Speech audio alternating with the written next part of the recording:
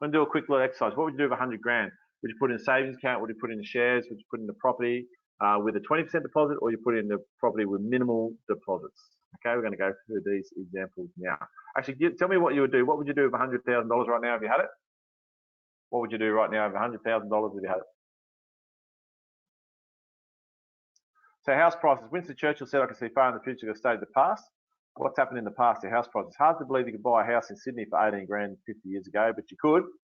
And if I said to you, team, buy as many properties as you possibly can, because in the next 10 years, they're going to triple in value, you would say, Damo, you are on drugs. That's not sustainable.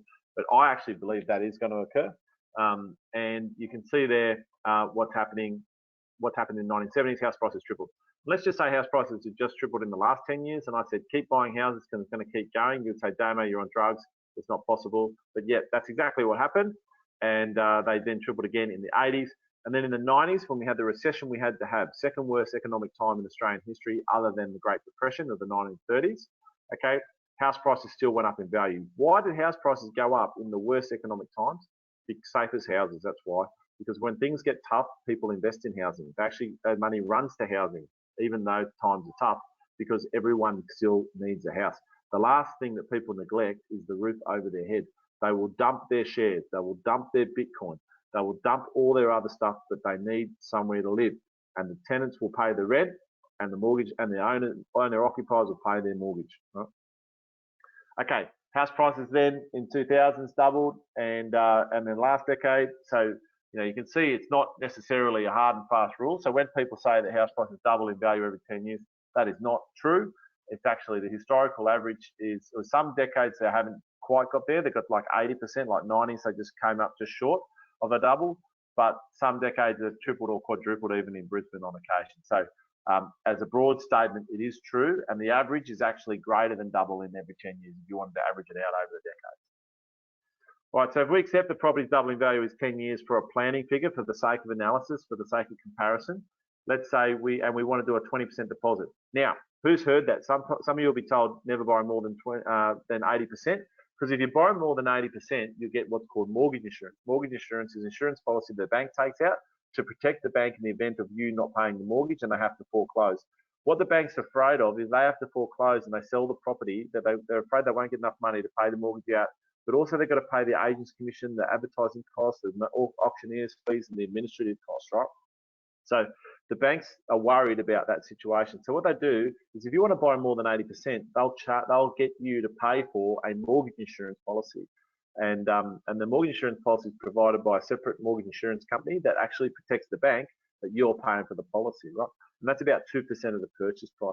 So some people will say, listen, never borrow more than 80%, always do a 20% deposit, and that way you do it. But the problem with that is, right, you're saving money, and the bloody goalposts continue to move while you wait several years to save that extra 10%, right? Whereas, so there's an opportunity cost there that's going to cost any money you save by avoiding mortgage insurance, you're going to lose in the extra time it took you while the market was still going up in value, right? But anyway, let's just have a look at what would happen. So most expensive property we could buy with the 100 grand to follow that rule would be 400,000 because we need a 20% deposit, which would be 80 grand. And then we have what we call costs, which is stamp duty, state government taxes, building inspections, legal fees, things like that, right? So, and we rent the property. We have a $320,000 mortgage. We rent the property out for 400 grand. Okay. Why would we do that? We do that because of this reason. 10 years later, it's worth 800 grand. It's doubled in value. And the worst case scenario with the debt is that it would still be the same. But if the value doubled, so did the rent. And now we've made 480 grand. Now, just take a moment to reflect. Savings account, 134. Share market doubled it, 196. Property market made 480. Now, the shares doubled and the property doubled, but we made more money in property. Why? Because we didn't invest 100 grand. We invested 400 grand.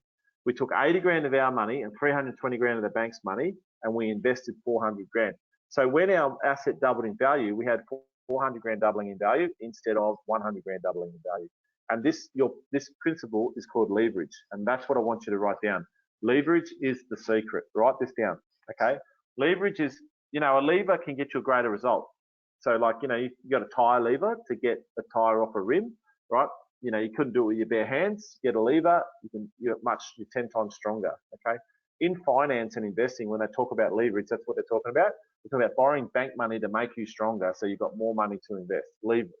Okay? It's the secret. And once you learn this principle, you will never buy shares again.